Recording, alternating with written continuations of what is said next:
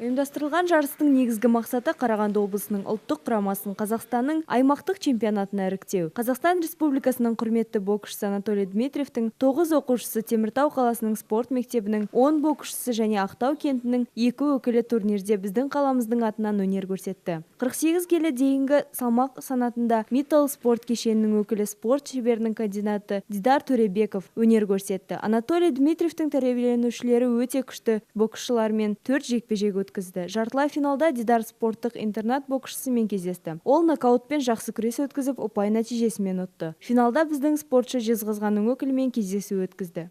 Хороший бой, построенный. Қарсылас спортшы өте мықты дайындықпен келген. Шешуші шабуылдарда Дидар өте жақсы көрсетті. Жарыстың басты уақыты қорытынды сәтте шешіледі емес пе? Міне осы сәтте біздің спортшы уақытты тиімді пайдалана білді.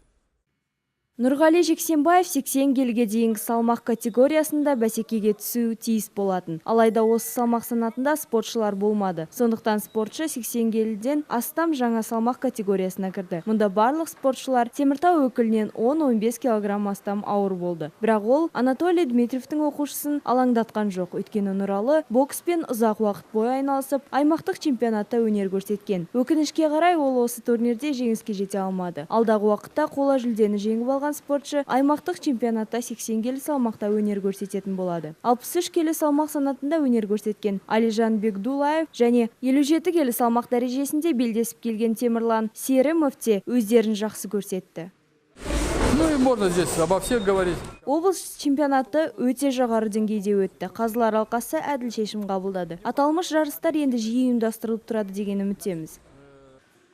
5 қарашадан бастап Қарағандыда Ақсу қаласында 16 және 20 қараша аралығында өтетін облыстық чемпионатқа дайындық бойынша оқу-жаттығу жиыны басталады. Бұдан басқа спортшылар бірқатар беделді жарыстарға қатысады. Олимпиада чемпионы Серік Сәпиевтің жүлдесі үшін турнир қыздар қатысатын Қызылордада қыздар арасында сайыс өтеді. Теміртау қаласының атынан қараша айының ортасында өтетін ересектер арасындағы Қазақстан чемпионатында Яна Бараненко өнер көрсетеді.